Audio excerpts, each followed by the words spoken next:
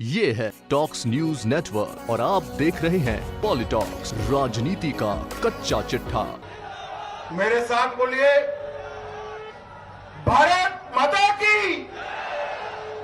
अरे क्या होगा भाई मारवाड़ की आवाज को? ऐसे बोलोगे क्या?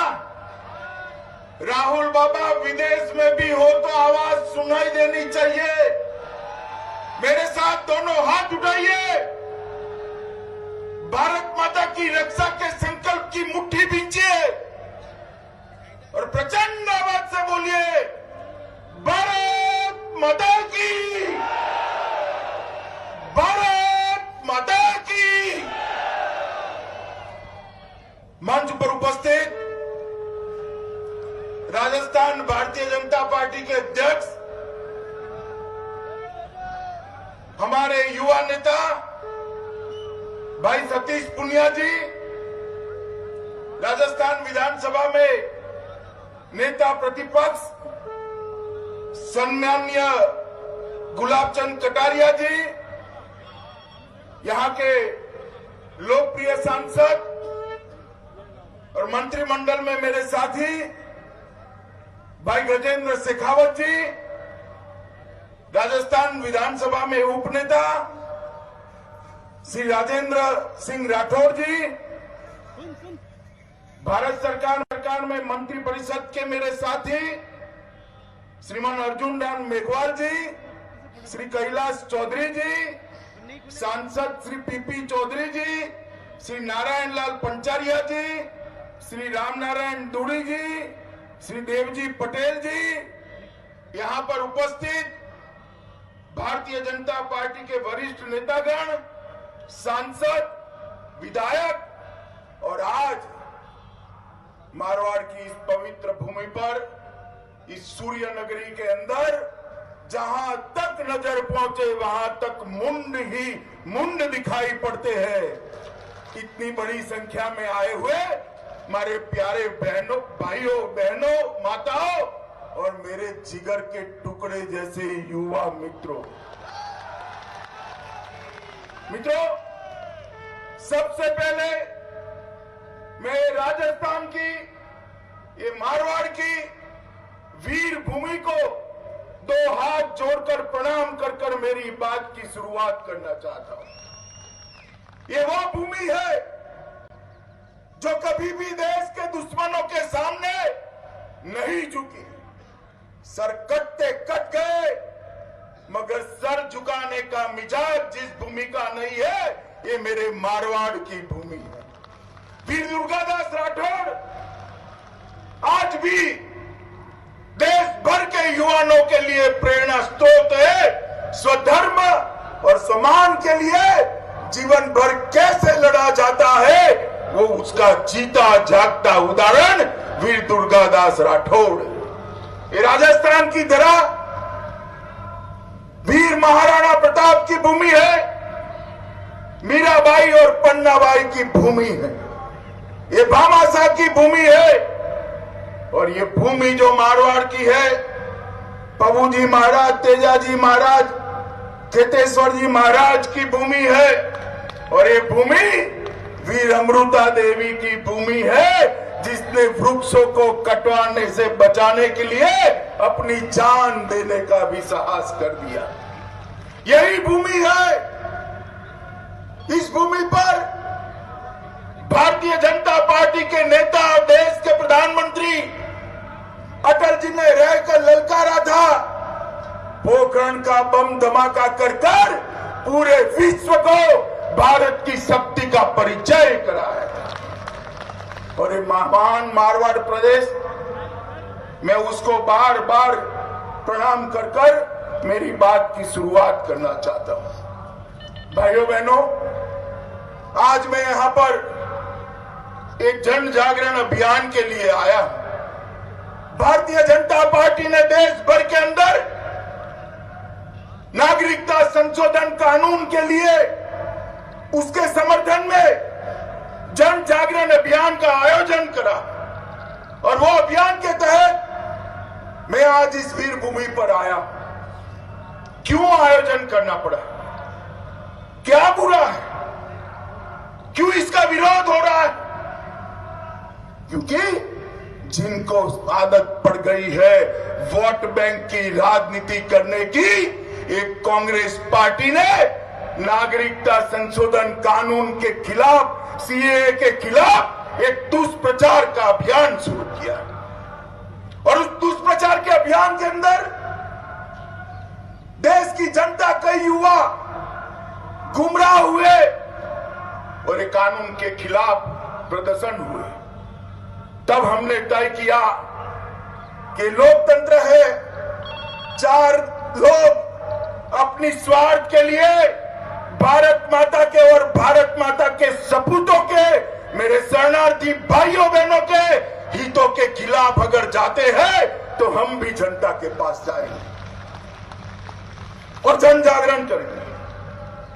और इस सीएए कानून के लिए, नागरिकता संशोधन कानून के लिए हम देश की जनता के सामने हमारा पक्ष लेकर जाएंगे। मित्रों, आज कांग्रेस, ममता दीदी, एसपी, बीएसपी, एक केजरीवाल एंड कंपनी, ये कम्युनिस्ट, ये सारे विरोध कर रहे हैं। और ये सारी पार्टियों को मैं आज चुनौती देने आया हूं।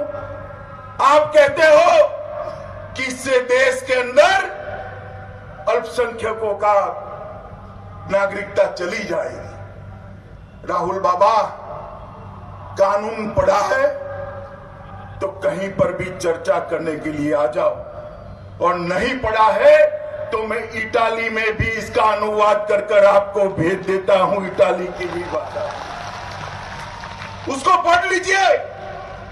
मैं आज देश भर की जनता को कहना चाहता हूं कि जब नागरिकता संशोधन कानून है, सीएए है, ये सीएए के अंदर, ये एक्ट के अंदर कहीं पर भी किसी की नागरिकता लेने का प्रावधान ही नहीं है, सिर्फ नागरिकता देने का प्रावधान है। और आप लोगों को गुमराह करें।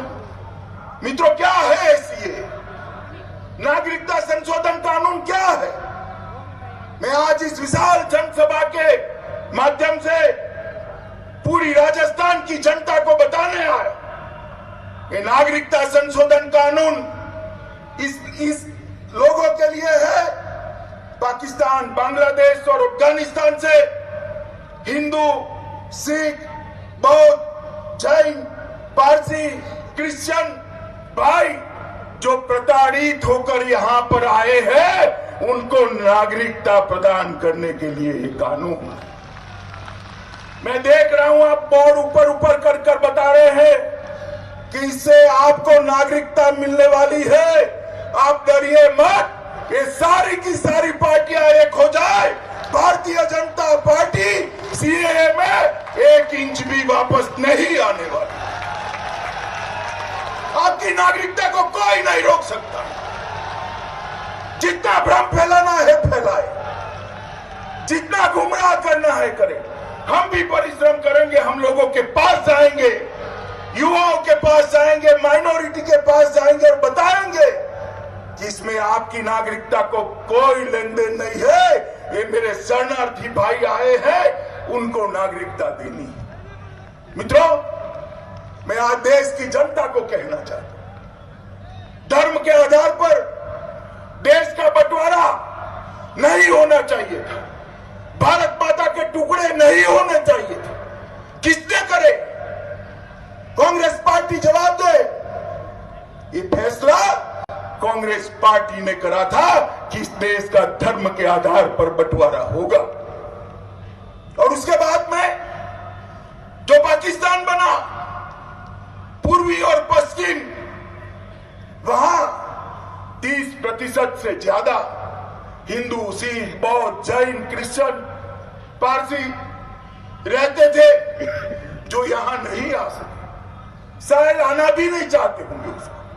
उनको भरोसा था कि हमें सम्मान मिलेगा, हम हमारे मत के आधार पर अपने धर्म का पालन कर पाएंगे, हमारी बहन बेटियों को सुरक्षा मिलेगी। मगर ऐसा हुआ नहीं। पहले पाकिस्तान के अंदर 30 3% माइनॉरिटी थी, आज घटकर 3% हो गई। बांग्लादेश के अंदर 30% माइनॉरिटी थी, आज 7% हो गई। मैं राहुल बाबा आपको पूछना चाहता हूं, ममता दीदी को पूछना चाहता हूं, कहां गए लोग? कहां गए? या तो मार दिए गए, धर्म परिवर्तित कर दिए, या तो फिर वो भारत में आए। इन पेपर जो प्रताड़ना हुई है, इससे बड़ा मानव अधिकार का उल्लंघन कभी नहीं हुआ। मैं आज कहना चाहता हूं ह्यूमन राइट के चैंपियंस को, ये मेरे शरणार्थी भाई जो आए हैं, कल तो वो वहां करोड़ोंपति थे, आज उनके पास रहने की जगह नहीं है, जगह नहीं। 100 बीघा की जो खेती करते थे, आज मजदूरी कर रहे हैं। उनकी माताओं को, बहनों को, बच्चियों को उनकी इज्जत लूट गई, उनको जबरन निकाह पढ़ाए गए, उनको वहां से निकाल भगाया गया। ये सारे प्रताड़ित लोग 70 साल से देश के अंदर आते गए, मगर देश की किसी भी सरकार ने ये प्रताड़ना के शिकार बने, जिनके मानव अधिकारों का हनन हुआ है, ये हिंदू, सिख, जैन, बौद्ध, क्रिश्चियन, पारसी, ये शरणार्थियों की किसी ने चिंता नहीं करी। इस बार 2019 में नरेंद्र मोदी फिर से प्रधानमंत्री बने, फिर से किसी की हिम्मत नहीं थी, और बोले थे तो सब बोलते थे कि हम इनको नागरिकता देंगे। मैं आज आपके सामने कहना चाहता हूं, महात्मा गांधी जी का वादा था। क्या गांधी जी सांप्रदायिक थे? देश की संसद में जवाहरलाल नेहरू ने कहा था कि जो हिंदू और सिख आए हैं उनको हम नागरिकता देंगे, इसको यहां बसाएंगे। क्या वो भी सांप्रदायिक थे? सरदार पटेल, मौलाना आजाद, राजेंद्र बाबू, ये सारे लोगों ने कहा था, मगर कांग्रेस पार्टी वोट बैंक के डर से हिम्मत नहीं कर दी। एक 56 इंच की छाती वाला आदमी नरेंद्र मोदी आया, उन्होंने कहा ये लाखों करोड़ों शरणार्थी जो आए हैं, उसके मानव अधिकार की रक्षा मैं करूंगा, किसी को डरने की जरूरत नहीं। और उन्होंने कैबिनेट के अंदर नागरिकता संशोधन कानून को पारित करा। पार्लियामेंट के दोनों सदनों ने इसको पारित करा, और आज यहां पर जो भाई मेरे शरणार्थी बैठे हैं, उनको मैं कह रहा हूं, आपके अच्छे दिन आ गए हैं, अब आप इस देश के नागरिक बनने वाले हैं। तो बेशुमार अत्याचार झेल कर आए हैं, जो अपने परिवार की बहन बेटियों की रक्षा न कर पाए, खून के आंसू रोए, जिनकी संपत्ति छीन ली गई, जिनका रोजगार छीन लिया गया, जिनकी जमीनें छीन ली गई, जिनका परिवार वहां भी चढ़ गया। मैं कई ऐसे लोगों को मिला हूं जो 3-3 साल के बच्चों को वहां छोड़कर आ गए। इस सभी लोगों को आप कहते हो हम नागरिकता न दें?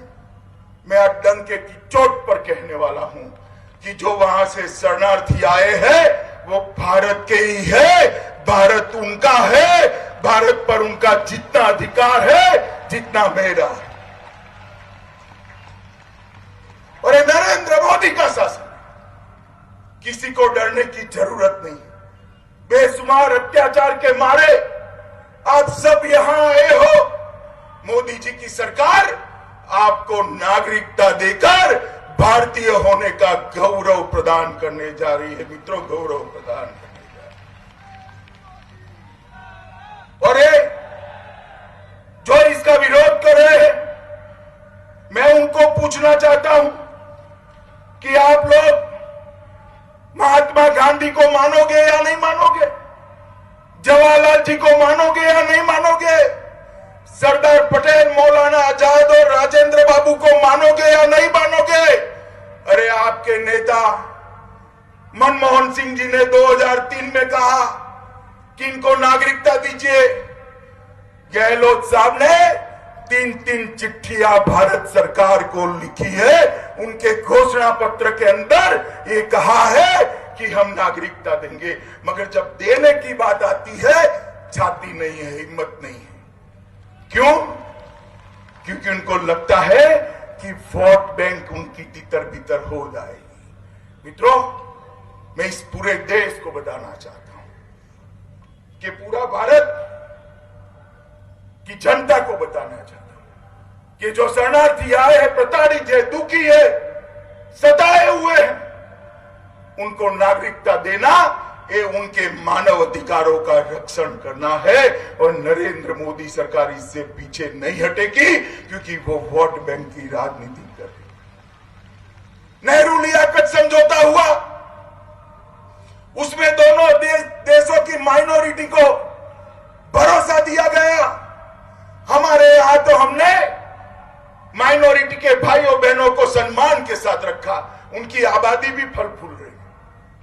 और पाकिस्तान के अंदर 30% से 3%, बांग्लादेश के अंदर 30% से 7%, और अफगानिस्तान में जो लाखों के आसपास से केवल 500 बच गए हैं। 500।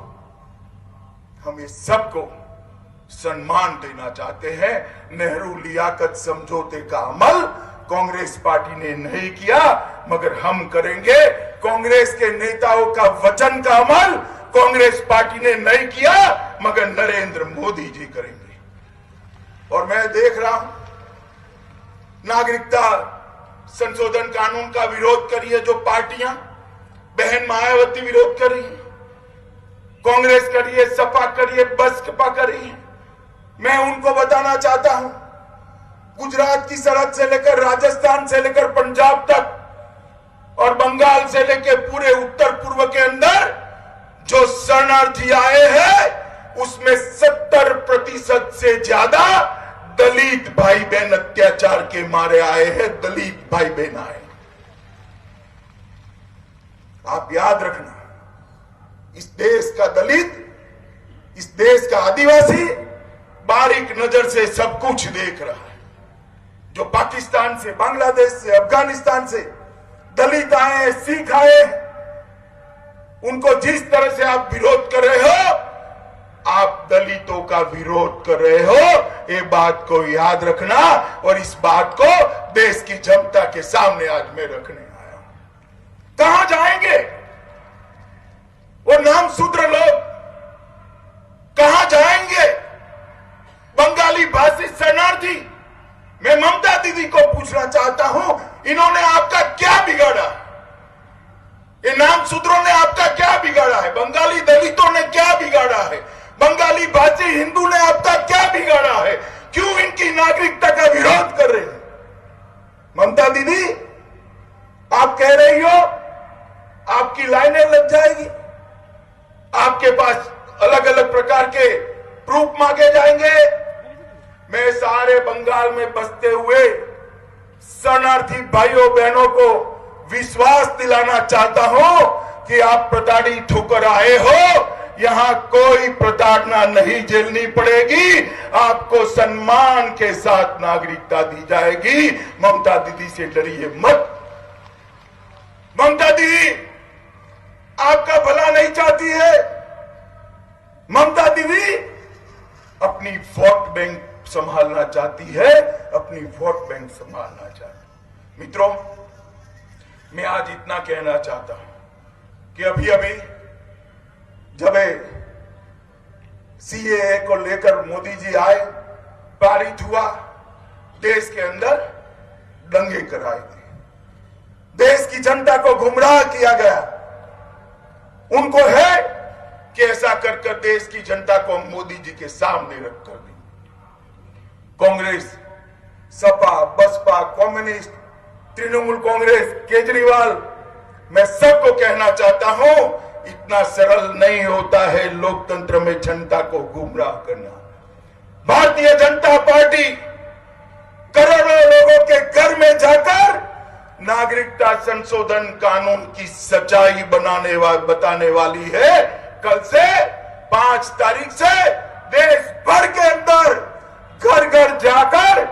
लोगों को समझाने का अभियान करने वाली है।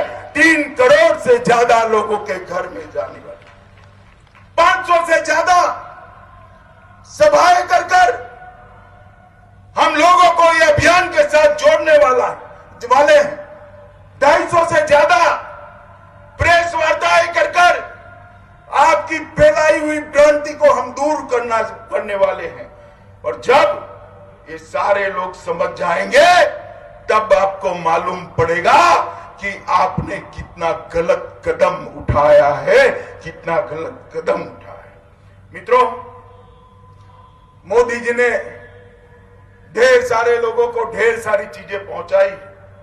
मैं आज पूछना चाहता हूं मारवाड़ की जनता को, कितने लोगों के पास मोबाइल है? जरा हाथ ऊपर करिए, हाथ ऊपर करिए जरा। कितने लोगों के पास मोबाइल है?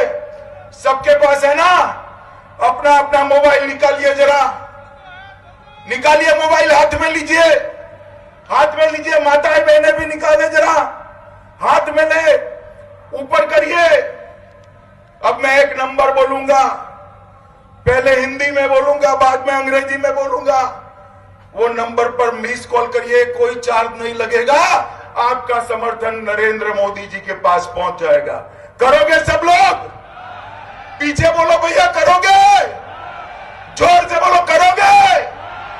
तो मैं अब नंबर बोलता हूं, डायल करिएगा। 8 8 6 6 2। फिर से एक बार, 8 8 6 6 2। अब पूरा नंबर फिर से बोलता हूं, 8 8 6 6 2 8 8 6 6 2। ये 10 अंक घुमाने हैं, 10 अंक, 2 बार 8 8 6 6 2। मैं फिर से बोलता हूं, 8 8 6 6 2 8 8 6 6 2। मेरा आप सबसे करबद्ध निवेदन है, ये राहुल बाबा, ममता, केजरीवाल, ये पूरी टोली जो लगी है, उनको जवाब देने के लिए देश की जनता 886662 886662 को जरा डायल करे और मोदी जी को अपना समर्थन पहुंचाए, मोदी जी को अपना समर्थन पहुंचाए। मुझे बताओ कितने लोगों ने डायल किया है भाई? कर दिया सबने? तो आपका समर्थन मोदी जी के पास पहुंच गया है। मित्रों, इस देश के युवाओं को कांग्रेस पार्टी गुमराह कर रही, वो कह रही है ये कानून धर्म के बीच में भेदभाव करेगा। किसी भी धर्म को हमने बाकी नहीं रखा। ये तीनों देशों में जो माइनॉरिटी है, अल्पसंख्यक है, हिंदू, सिख, क्रिश्चियन को भी लिया है, पारसी को भी लिया है, जैन को भी लिया है, बौद्ध को भी लिया है, सबको लिया है और सबको नागरिकता दे रहे हैं। मगर ये गुमराह कर रहे हैं कि इससे भारत के मुसलमानों की नागरिकता चली जाएगी। मैं आज सबको आश्वस्त करना चाहता हूं कि ये कानून नागरिकता देने का कानून है, नागरिकता लेने का कानून नहीं है। किसी को डरने की जरूरत नहीं है। मित्रों, ये कांग्रेस पार्टी को आदत पड़ी, जितने भी देश हित के मुद्दे हैं उसको अपनी वोट बैंक की पॉलिटिक्स के तहत विरोध करना। इतनी बड़ी हजारों की संख्या है। मैं पूछना चाहता हूं, मोदी जी ने धारा 370 हटाई, अच्छा किया या बुरा किया? जोर से बोलो, हटानी चाहिए या नहीं हटानी चाहिए? ये राहुल बाबा कह रहे क्यों 370 हटाई? मैं फिर से पूछना चाहूं, हटानी चाहिए या नहीं हटानी चाहिए? राम जन्मभूमि पर भव्य मंदिर बनना चाहिए या नहीं बनना चाहिए? सुप्रीम कोर्ट ने फैसला दिया, कांग्रेस सुप्रीम कोर्ट में खिलाफत कर रही थी। मित्रों, मैं फिर से पूछना चाहता हूं, राम जन्मभूमि पर भव्य मंदिर बनना चाहिए या नहीं बनना चाहिए? अगर पाकिस्तान आतंकवाद फैलाता है तो एयर स्ट्राइक करनी चाहिए या नहीं करनी चाहिए? जोर से बोलो, करनी चाहिए या नहीं करनी चाहिए? मोदी जी एयर स्ट्राइक करते हैं, राहुल बाबा विरोध करते हैं। अगर उरी के अंदर हमला हो, मोदी जी ने सर्जिकल स्ट्राइक करनी चाहिए या नहीं करनी चाहिए? जोर से बोलो, करनी चाहिए या नहीं करनी चाहिए? ये राहुल बाबा विरोध कर रहे हैं। मित्रों, ट्रिपल तलाक हटना चाहिए या नहीं हटना चाहिए? जोर से बोलिए, हटना चाहिए या नहीं हटना चाहिए? ये राहुल बाबा विरोध कर रहे हैं। मित्रों, वीर सावरकर जैसे इस देश के महान सपूत और बलिदानी क्रांतिकारी को भी कांग्रेस पार्टी वोट बैंक की लालच में विरोध कर रही है। कांग्रेसियों, शर्म करो, शर्म करो। सावरकर जी ने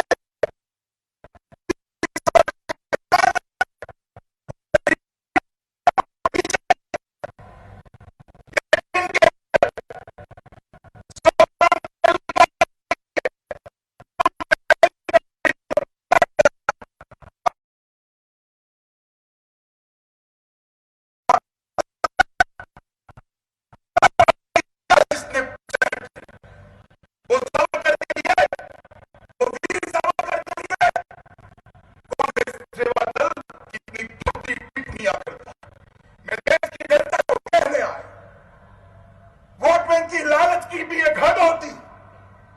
वोट बैंक की लालच के लिए एक कांग्रेस पार्टी ने वीर सावरकर जैसे महापुरुष का अपमान किया और देश की जनता इस कांग्रेस पार्टी को जान गई। मित्रों, कांग्रेस पार्टी के मुखिया राहुल गांधी जेएनयू में नारा लगता है, देश भारत मां तेरे टुकड़े हो 1000, इंशाल्लाह इंशाल्लाह उनका समर्थन करते हैं। आप मुझे बताइए, देश के टुकड़े करने वालों को जेल में डालना चाहिए या नहीं डालना चाहिए? जोर से बोलो, डालना चाहिए या नहीं डालना चाहिए? मित्रों, एक टुकड़े टुकड़े गैंग देश के अंदर एक वोट बैंक की राजनीति का फिर से एक बार शुरुआत करना चाहता, और इसलिए मैं देशवासियों को भी अपील करना चाहता हूं और करोड़ों भारतीय जनता पार्टी के कार्यकर्ताओं का भी आह्वान करना चाहता हूं कि नरेंद्र मोदी के समर्थन में ये जो जागरूकता अभियान, आज जन जागरण अभियान शुरू हुआ है, वो जन जागरण अभियान से आप जुड़िए। ये मिस कॉल पर नंबर दीजिए, कॉल दीजिए, देश के हर एक व्यक्ति के घर पर जाइए और देश के जो नेता है, जो देश विरोधी कृत्यों से अपनी वोट बैंक बनाना चाहते हैं, उनको आप जगह दिखाने का काम कीजिए। मित्रों, मुझे एक बात आप सबसे कहनी है कि आज यहां पर बड़ी संख्या में शरणार्थी आए हैं। पूरे देश के भारतवासी आपकी प्रताड़नाओं से परिचित है और आपका देश में हृदय से स्वागत करते हैं, हृदय से स्वागत करते हैं। चाहे बंगाल के दलित भाई हो, बंगाल के भाई हो, चाहे पंजाब में आए हुए सिख भाई हो, चाहे राजस्थान के सोडा राजपूत हो, चाहे सिंधी भाई हो, चाहे गुजरात की सरहद पर आए हुए दलित भाई हो, राजपूत भाई हो, वो सभी को इस देश के अंदर सम्मान देने का काम नरेंद्र मोदी जी ने किया है। और आज इस रैली के माध्यम से मैं देश की जनता को अपील करने आया हूं, बहुत हो गई ये वोट बैंक की राजनीति। मोदी जी विकास के नक्शे पर, विकास के रास्ते पर आगे चलना चाहते हैं। और गहलोत साहब, हमने तो कुछ नहीं नया किया, आपके घोषणा पत्र के एक धारा को उठाकर उसका अमल कर दिया है और आप विरोध कर रहे हो। ये सब बाद में करिएगा। कोटा में जो बच्चे हर रोज मर रहे हैं ना, इसकी एक बार चिंता कर लीजिए। माताओं की हाय लग रही है, माताओं का हाय लग रहा है। और दिल्ली के दरबार के सामने इतना मच चुकी है। जोधपुर आपका जिला है, हजारों की संख्या में जो शरणार्थी बैठे हैं ना, आपको पूछना चाहते हैं कि भला हमारा क्यों विरोध कर रहे हो गहलोत जी, हमारा क्यों विरोध कर रहे हो? मित्रों, ये कांग्रेस, कम्युनिस्ट, सपा, बसपा, तृणमूल कांग्रेस, आप पार्टी, ये सारे इकट्ठा होकर फिर से एक बार तुष्टीकरण के रास्ते पर देश को ले जाना चाहते हैं। मैं आप सबका आह्वान करने आया हूं।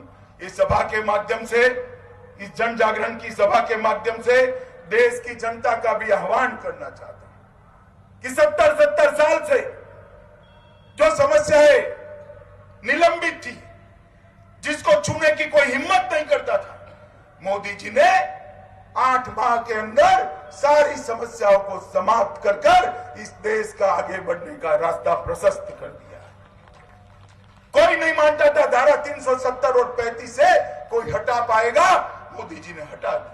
कोई नहीं मानता था ट्रिपल तलाक कोई हटा पाएगा, मोदी जी ने हटा दिया। कोई नहीं मानता था शरणार्थियों को नागरिकता मिलेगी, मोदी जी ने दे दी। कोई नहीं मानता था कि अयोध्या में राम लल्ला का भव्य राम मंदिर बनेगा, वो भी बनने का रास्ता प्रशस्त हो गया।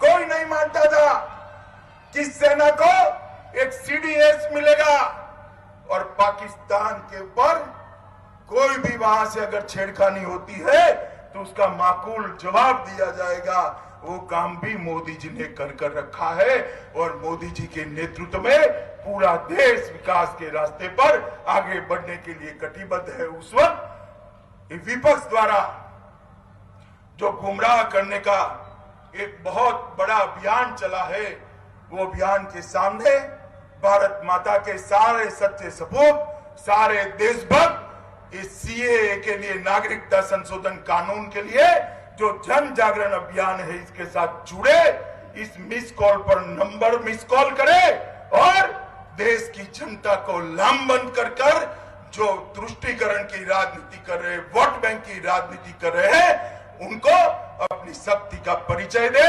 यही ये वीर भूमि पर बात कर मेरी बात को समाप्त करना चाहता हूं। आप यहां से दोनों हाथ उठाइए, मुट्ठी बींचिए और इतनी प्रचंड आवाज से बोलिए कि सरहद के उस पर आज भी जो प्रताड़ित लोग हैं उन तक के आवाज पहुंचे, उनका हौसला बंधाए।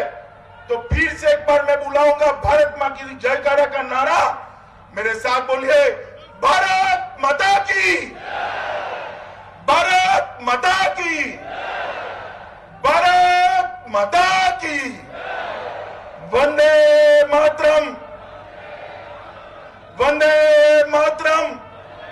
ये है टॉक्स न्यूज नेटवर्क और आप देख रहे हैं पॉलिटॉक्स, राजनीति का कच्चा चिट्ठा।